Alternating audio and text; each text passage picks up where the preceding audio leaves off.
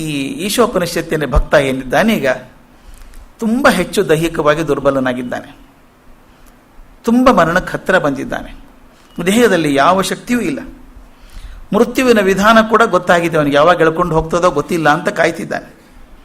ಆದರೆ ಯಾವ ಭವ್ಯತೆಯಿಂದ ಅವನು ಸಾವನ್ನು ಎದುರಿಸ್ತಾನೆ ಅನ್ನೋದು ಮುಖ್ಯ, ಅದು ಬಹಳ ಮುಖ್ಯ. ಯಾವ ಭವ್ಯತೆಯಿಂದ ಹೆದರ್ಕೊಂಡು ಓಡಿ ಹೋಗೋದಿಲ್ಲ, ಅವನು ಭವ್ಯತೆಯಿಂದ ಎದುರಿಸ್ತಾನೆ. ಅವನು ಹೇಳೋ ಮಂತ್ರ ಹೇಗಿದೆ ನೋಡಿ, 17ನೇ ಮಂತ್ರ. ವಾಯುರ್ ಅನಿಲಂ ಅಮೃತಂ ಅಥೇದಂ ಭಸ್ಮಾಂತಂ ಶರೀರಂ ಓಂ ಕೃತೋಸ್ಮರ ಕೃತಂ ಸ್ಮರ ಕೃತೋಸ್ಮರ ಕೃತಂ ಸ್ಮರ 2 ಸಲ ಹೇಳ್ತಾನೆ. ಈ ಮಂತ್ರ ಎಷ್ಟು ಆಳದ್ದು ಅಂತಂದರೆ, ಅವನು ಹೇಳ್ತಾನೆ, ಅದರ ಅನುವಾದ ಎಷ್ಟು ಚೆನ್ನಾಗಿದೆ, ಡಿವಿಜಿ ಮಾಡಿದ್ದು. ಕಾಯವಿದನ್ ಅಗ್ನಿ ಕೃಪೆ ಬೂದಿ ಮಾಡಳ್ಕೆ. ಕಾಯವಿದನ್, ಈ ದೇಹವನ್ನು ಅಗ್ನಿ ಕೃಪೆ ಮಾಡಿ ಬೂದಿ ಮಾಡ್ತದೆ. ಬೂದಿ ಮಾಡ್ಕೆ ಎನ್ನುಸಿರ ವಾಯು, ನನ್ನೊಳಗಿರುವಂಥ ಉಸಿರು ವಾಯು ಇದೆಯಲ್ಲ, ಅದು ವಿಶ್ವದ ಅಮೃತಾನಿಲದಿ ಬೆರಗೆ. ವಿಶ್ವದ ಅಮೃತಾನಿಲ ಅಂತಿದೆಯಲ್ಲ, ಅಮೃತವಾದಂಥ ಅನಿಲ ಹೊರಗಡೆ ಏನಿದೆಯೋ ಅದರೊಳಗೆ ನನ್ನ ಉಸಿರು ಸೇರ್ಕೊಂಡ್ಬಿಡ್ತದೆ. ಓಂ ಎನ್ನ ಮನವೇ ನೆನೆ ನಿನ್ನ ಕರ್ಮಗಳ ನೆನೆ, ಓ ಮನವೇ ನೆನೆ ನಿನ್ನ ಕರ್ಮಗಳನ್ನೆಲ್ಲ ನೆಲೆ. ಮನಸ್ಸು ನೆನೆಸ್ಕೋ, ನಿನ್ನ ಕರ್ಮಗಳನ್ನೆಲ್ಲ ನೆನೆಸ್ಕೋ ಅಂತ ಹೇಳುವಂಥದ್ದು. ಈ ಮಂತ್ರ ಕರ್ಮಫಲದ ವಿಧಿಯ ಅನಿವಾರ್ಯತೆಯನ್ನು ತೋರಿಸ್ತದೆ. ವಿಧಿ ಅನಿವಾರ್ಯತೆ. 2ನೇ ಮಂತ್ರದಲ್ಲಿ ಜಿಜೀವಿತೆ ಶತಕಂ ಶಮಃ ಅಂತ ಹೇಳಿದ್ವಿ ನಾವು. ಅಷ್ಟು ವರ್ಷ ಬದುಕಬೇಕು, ಜಾಸ್ತಿ ಬದುಕಬೇಕು ಅಂತ ಕೇಳ್ಕೊಂಡ್ವಿ. 100 ವರ್ಷ ಆಗಲಿ 1000 ವರ್ಷ ಆಗಲಿ ಎಂದೋ ಒಂದು ದಿವಸ ಅದು ನಿಲ್ಲಬೇಕು, ಅಲ್ಲಿ ಮುಗಿಬೇಕು. ಅದು ಸೃಷ್ಟಿ ನಿಯಮ, ದೇಹದ ನಿಯಮ ಕೂಡ.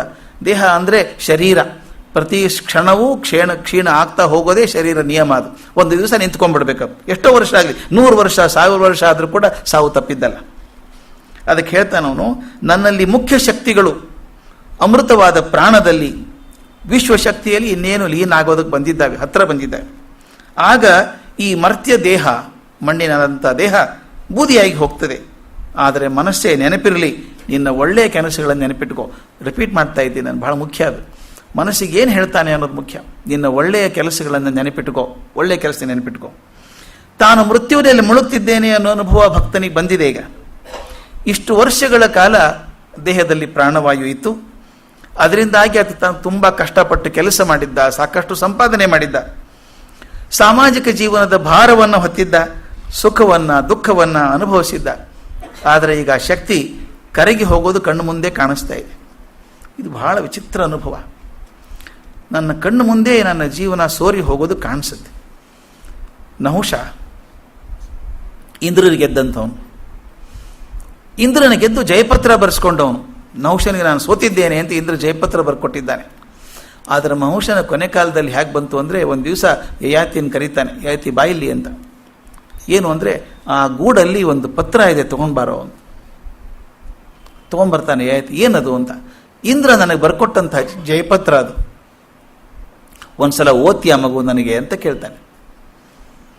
ಆವಾಗ ನಹುಷನ ಕಣ್ಣಲ್ಲಿ ನೀರು ಬರ್ತದೆ. ಯಾಕೆ ಅಂತ ಯಯಾತಿ ಕೇಳಿದ್ರೆ ಹೇಳ್ತಾನೆ, ಯಾವ ಪೌರುಷದಿಂದ, ಯಾವ ಶಕ್ತಿಯಿಂದ ಇಂದ್ರನನ್ನ ಹೆಡಮುರಿಗೆ ಕಟ್ಟಿ ಸೋಲಿಸಿದ್ನೋ ನಾನು, ಆ ದೇಹದ ಕಣ್ಣಿಗೆ ಜಯಪತ್ರ ಓದೋದು ಶಕ್ತಿ ಇಲ್ದಂಗಾಗಿದೆ ಈಗ. ಆ ಕಾಲ ಬಂದ್ಬಿಡುತ್ತೆ, ನಹುಷನಂತ ಮನುಷ್ಯನಿಗೆ ಬಂದ್ಬಿಡ್ತು. ಅದು ಹೇಳ್ತಾನೆ, ಕಣ್ಣು ಮುಂದೆ ಕರಗಿ ಹೋಗೋದನ್ನು ನೋಡ್ತಾನೆ. ಹೊರಗಿನ ವಿಶ್ವಶಕ್ತಿಯ ಸಮುದ್ರದಲ್ಲಿ ಈ ಸಣ್ಣ ಶಕ್ತಿ ಲೀನ ಆಗೋದನ್ನು ತವಕಿಸ್ತಾ ಇದೆ ಅಂತ ಗೊತ್ತಾಗುತ್ತೆ. ತನ್ನ ಭೌತಿಕ ಅಸ್ತಿತ್ವಕ್ಕೆ ಇನ್ನೇನು ಮಂಗಳ ಬರ್ತಾ ಇದೆ.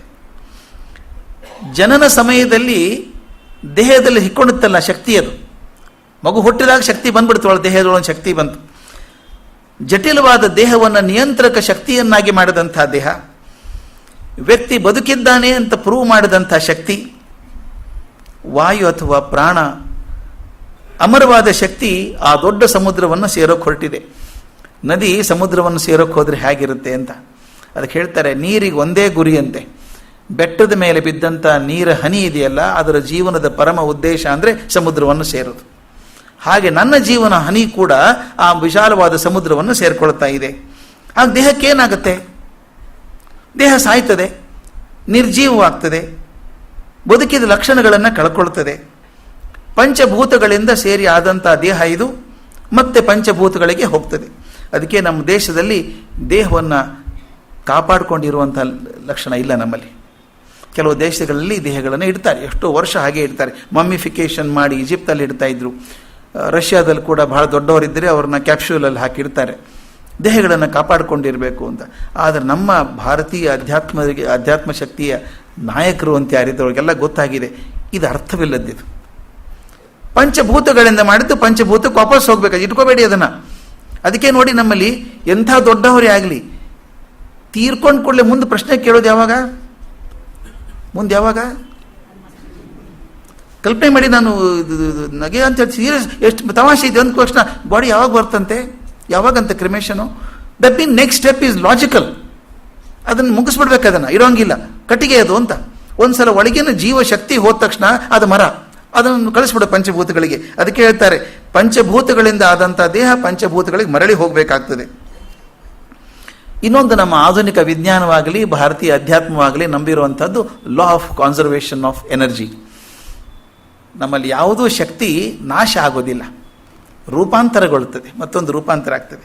ಹಾಗೆ ಹೇಳ್ತಾನೆ ಭಕ್ತ, ಆದ್ದರಿಂದ ಹೇಗಿದ್ರೂ ನನ್ನ ದೇಹ ಪಂಚಭೂತಗಳಿಗೆ ಹೋಗ್ತದೆ. ಅಲ್ಲಿಂದ ಬಂದು ತಾನೆ ಎರವಲ್ ಪಡ್ಕೊಂಬಂದಿದ್ದು. ಪಕ್ಕದ ಮನೆಯಿಂದ ಒಂದು ಗ್ಲಾಸ್ ಸಕ್ಕರೆ ತಂದಿದ್ದು, ವಾಪಸ್ ಸಕ್ಕರೆ ಕೊಡ್ತೀನಿ, ವಾಪಸ್ ಅಷ್ಟೇ. ನಾನು ಪಡ್ಕೊಂಡಿದ್ದು ನನ್ನ ದೇಹ ಆದದ್ದು ವಾಪಸ್ ಕೊಡ್ತೇನೆ ಅಂತ ಹೇಳ್ತಾನೆ. ಅದಕ್ಕೆ ಹೇಳ್ತಾನೆ ಇದಂ ಶರೀರಂ ಭಸ್ಮಾಕಂ ಭೂಯಾತ್. ಭಸ್ಮಾಗಿ ಹೋಗ್ಬಿಡ್ಲಿ ದೇಹ, ಇದು ಭಸ್ಮವಾಗಿ ಹೋಗ್ಲಿ. ಕಾಲದ ನಿಯಂತ್ರಣಕ್ಕೆ ಒಗ್ಗಿದಂಥ ದೇಹ, ಇಷ್ಟು ವರ್ಷ ನನ್ನನ್ನು ಸೇವಕನಾಗಿ ಅನುಚರನಾಗಿದ್ದಂಥ ದೇಹ ಬಿಡೋ ಸುಲಭ ಅಲ್ಲ, ಅದು ಬಹಳ ಕಷ್ಟ ಇದೆ, ಬಹಳ ಕಷ್ಟ ಇದೆ. ದೇಹದ ಬಗ್ಗೆ ಇರುವಂಥ ಪ್ರೀತಿ ಬಹಳ ದೊಡ್ಡದು. ಇಷ್ಟು ವರ್ಷ ನನ್ನ ಜೊತೆಗಿದೆಯಲ್ಲಪ್ಪ, ಒಂದು ಕ್ಷಣ ಅದು ಇಲ್ಲ ಅಂದರೆ ಹೇಗೆ ಅನಿಸ್ಬಿಡುತ್ತೆ ಗೊತ್ತಾ?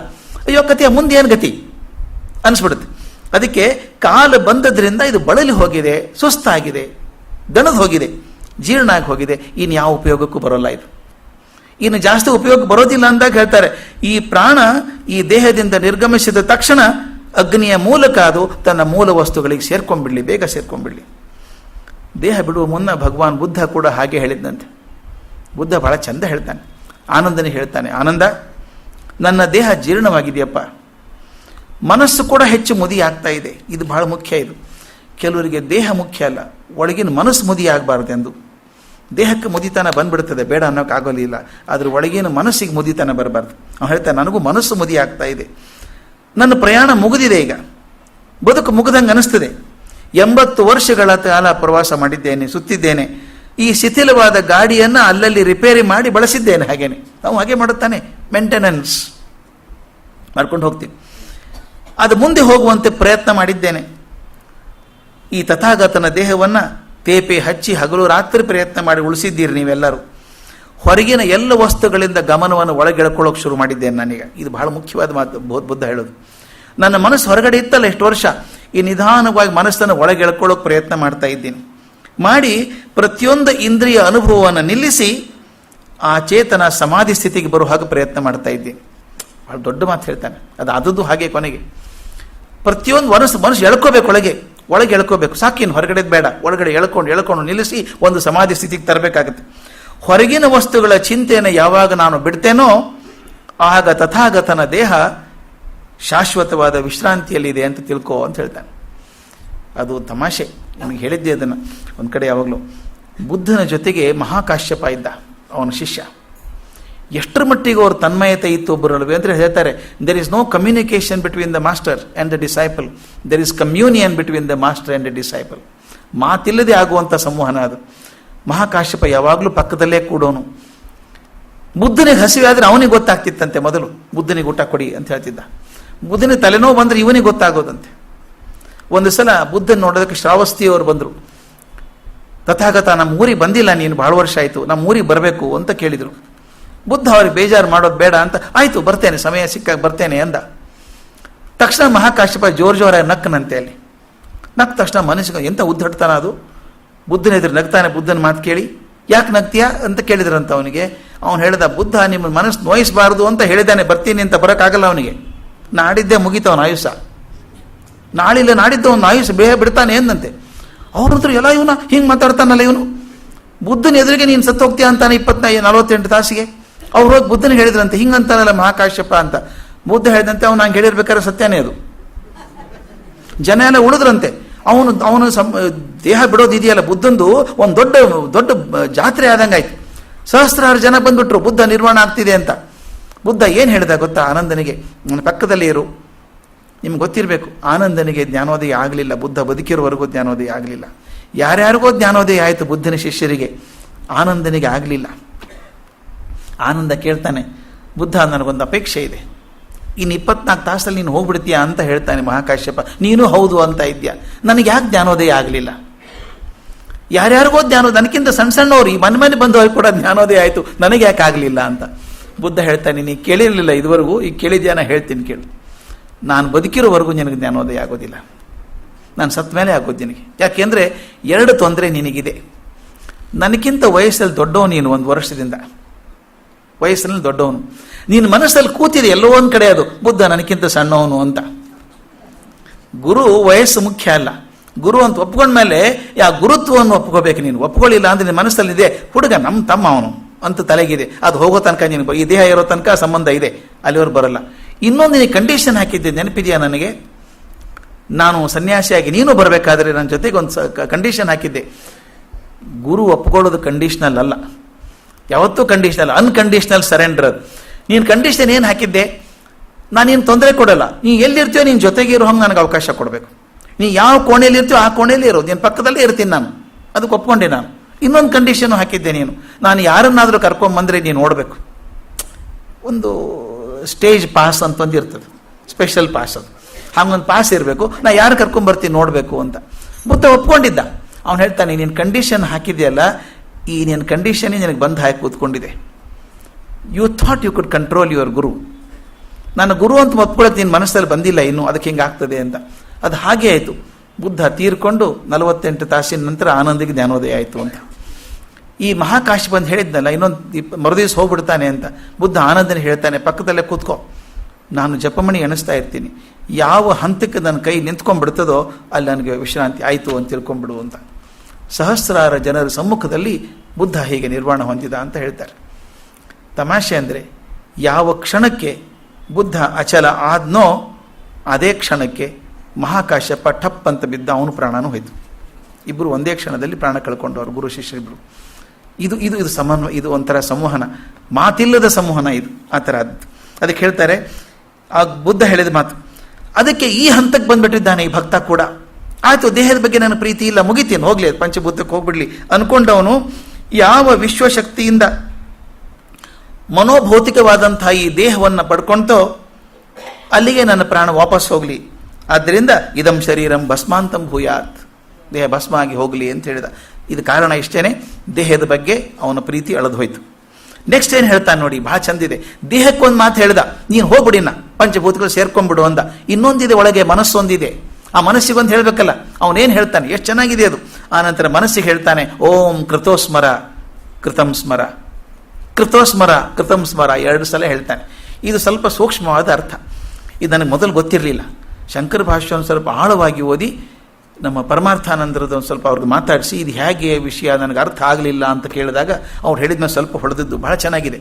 ನಮಗೆ ಗೊತ್ತಿರುವಂಥ ಹೊರತು ಕೆಲವೊಂದಿದ್ದಾವೆ.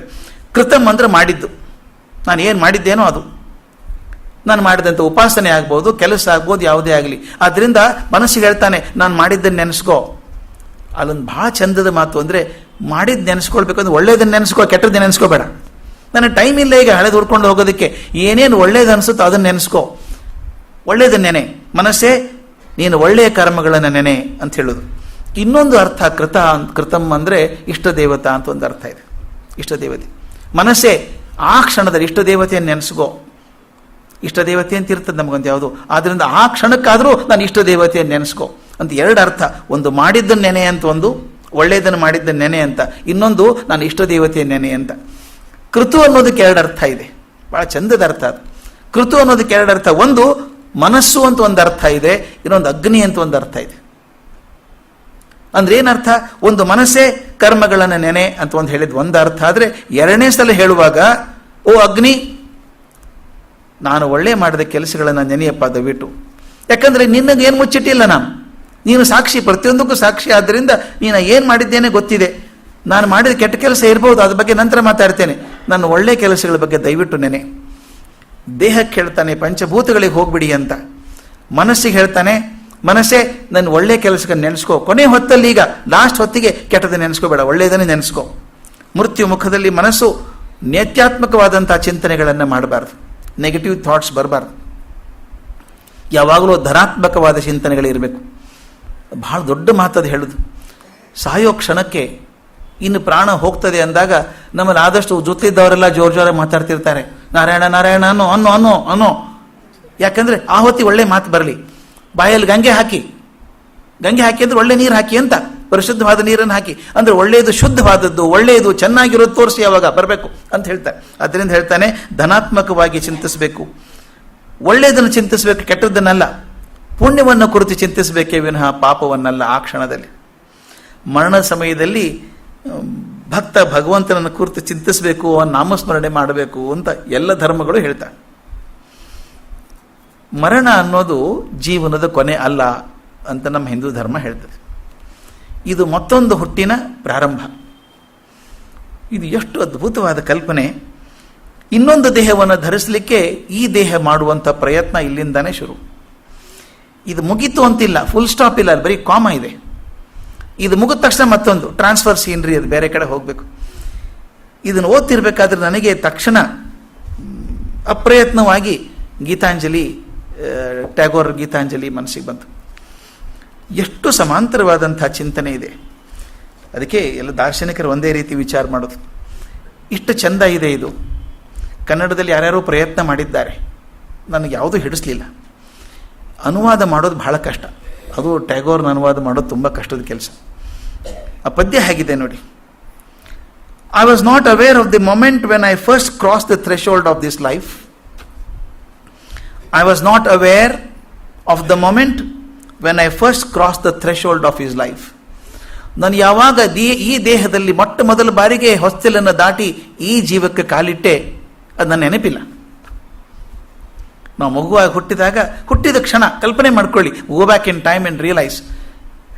ಆ ಕ್ಷಣ, ಹುಟ್ಟಿದ ಕ್ಷಣಕ್ಕೆ ನಾನು ಎಲ್ಲಿ ಬಂದೆ ಅನಿಸಿರ್ಬೇಕಲ್ಲ ಮಗುಗೆ. ಎಲ್ಲಿದ್ನೋ, ಎಲ್ಲಿ ಬಂದಪ್ಪ ನಾನು, ಎಲ್ಲಿ ಸಿಕ್ಕಾಕೊಂಡೆ, ಹೊಸ ವಾತಾವರಣ, ಉಸಿರುಗಟ್ಟದಂಗೆ ಆಗಿರ್ಬೇಕು ಮಗುದಕ್ಕೆ, ಎಲ್ಲ ಹೊಸದು. ಹೇಳ್ತಾನೆ, I was not aware of the moment, ನನಗೆ ಯಾವ ಕ್ಷಣ ಗೊತ್ತಿರಲಿಲ್ಲ. When I first cross the threshold of this life, ಈ ಜೀವನದ ಹೊಸ್ತಿಲನ್ನು ದಾಟಿ ನಾನು ಯಾವಾಗ ಬಂದೆ ನನಗೆ ಗೊತ್ತಿರಲಿಲ್ಲ. What was the power that made me open into this vast mystery like a bird in the forest at midnight. ಏನು ಭಾಷೆ ಟ್ಯಾಗೋರ್. ಮಧ್ಯರಾತ್ರಿಯೊಳಗೆ ಕಾಡಿನೊಳಗೆ ಯಾವುದೋ ಒಂದು ಮೊಗ್ಗು ಅರಳುತ್ತಾ ಇದೆ ಕತ್ಲೆ ಒಳಗೆ. ಅದು ಯಾರು ಗಮನಿಸಿದ್ರು? ಆ ಮೊಗ್ಗಿಗೆ ಗಾಬರಿ ಆಗಿರ್ಬೇಕಲ್ರಿ. ಒಂದು ಸಣ್ಣ ಮೊಗ್ಗು ಗಾಢಾಂಧಕಾರದ ಕಾಡಿನೊಳಗೆ ಒಂದೇ ಮೊಗ್ಗು ಅರಳುತ್ತಾ ಇದೆ, ಅದಕ್ಕೆ ಭಯ ಆಗಿರ್ಬೇಕು, ಎಲ್ಲಿ ಬಂದೆ ನಾನು ಅಂತ ಅನಿಸಿರ್ಬೇಕು. ನನಗೂ ಹಾಗೆ ಅನಿಸಿತ್ತು. What was the power that made me open into the vast mystery like a bird in the forest at midnight. When in the morning I looked upon, ಬೆಳಗಾಯಿತು, ಯಾವಾಗಲೂ ಕತ್ಲೆ ಇರಲ್ಲ ಜೀವನಕ್ಕೆ, ಬೆಳಗಾಯಿತು. When in the morning I looked upon the light, I felt in a moment that I was no stranger in this world. ಬೆಳಗಾಯಿತು, ಬೆಳಗಾದ ಸುತ್ತಲೂ ನೋಡ್ತೀನಿ, ಓ ಈ ಪ್ರಪಂಚಕ್ಕೆ ನಾನು ಹೊಸಬ ಅಲ್ಲ ಅನಿಸ್ಬಿಡ್ತು, ಅಪರಿಚಿತ ಅಲ್ಲ ಅನಿಸ್ಬಿಡ್ತು.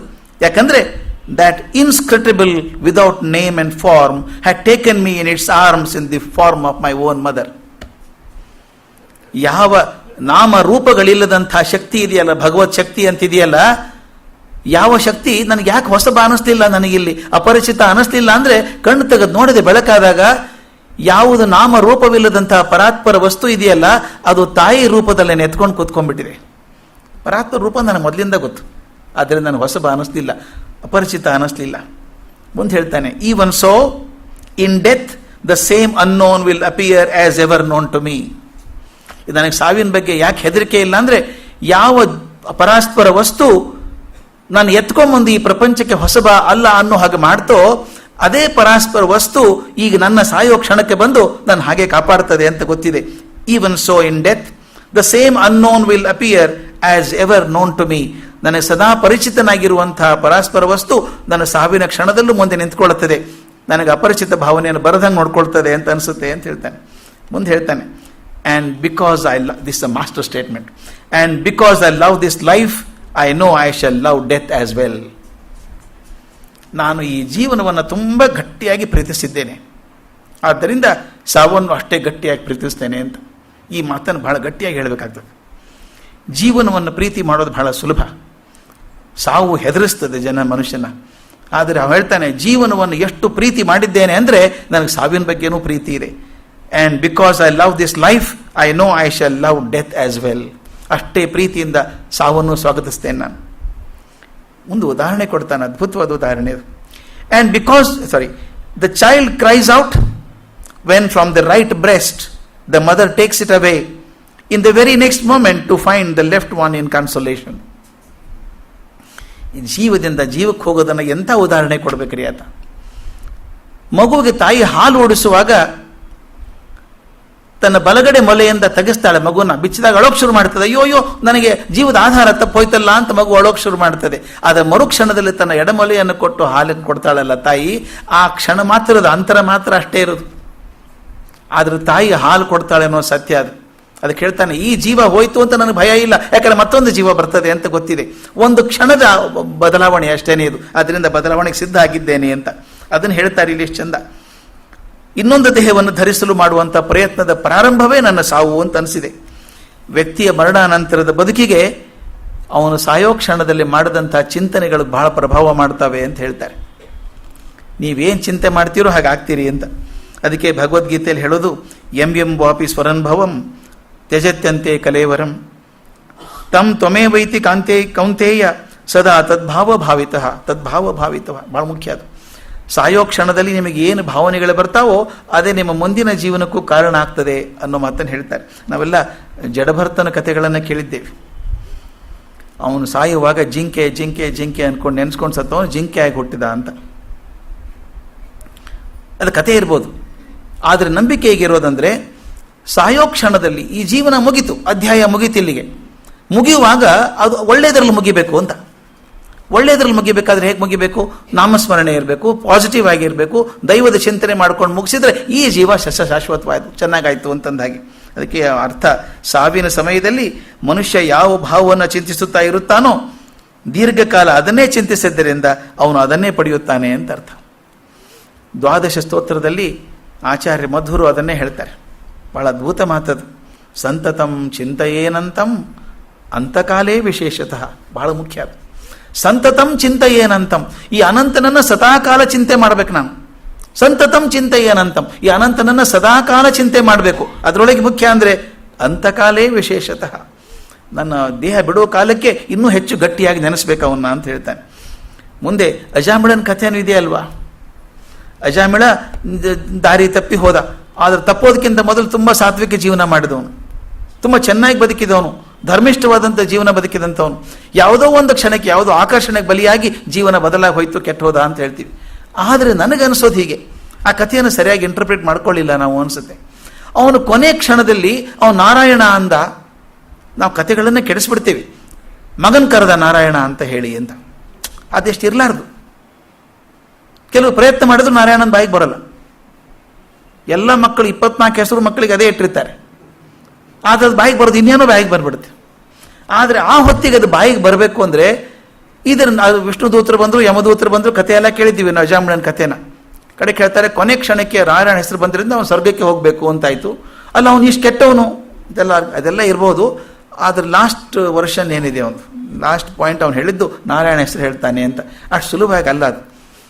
ಆ ಕ್ಷಣಕ್ಕೆ ದೇವರ ಹೆಸರು ಬಾಯಿಗೆ ಬರಬೇಕಾದ್ರೆ ಮನಸ್ಸಲ್ಲಿ ಅದು ಯಾವಾಗಲೂ ತುಡಿತಾ ಇರಬೇಕು, ಇಲ್ದಿರ ಬರೋಲ್ಲ ಅದು.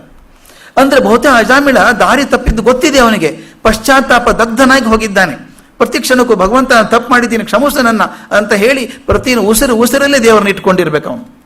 ಇದರ ವಿಷ್ಣುದೂತರು ಬರೋಕ್ಕೆ ಸಾಧ್ಯ ಇಲ್ಲ. ಅಂದರೆ ಅರ್ಥ ಇಷ್ಟೇನೆ, ನನ್ನ ಕೊನೆಯ ಘಳಿಗೆಯಲ್ಲಿ ಭಗವಂತನ ಹೆಸರು ಬಾಯಿಗೆ ಬರಬೇಕು ಅಂದರೆ ಅದು ಅಭ್ಯಾಸ ಆಗಿರಬೇಕು. ನಾನು ಯಾವಾಗಲೂ ಹೇಳ್ತಿರ್ತೀನಿ, anything done continuously becomes a habit. Habit continued becomes an attitude. ಯಾವುದನ್ನು ಪುನಃ ಮಾಡ್ತಾ ಹೋಗ್ತೀವೋ ನಮ್ಗೆ ಗೊತ್ತಿಲ್ಲದಂತೆ ಅದು ಅಭ್ಯಾಸ ಆಗಿಬಿಡ್ತದೆ. ಅಭ್ಯಾಸ ಮನೋಧರ್ಮ ಆಗ್ತದೆ. ಮನೋಧರ್ಮ ಆದರೆ ಮಾತ್ರ ಕೊನೆಗೆ ಬಾಯಿಗೆ ಬರುವಂಥದ್ದು.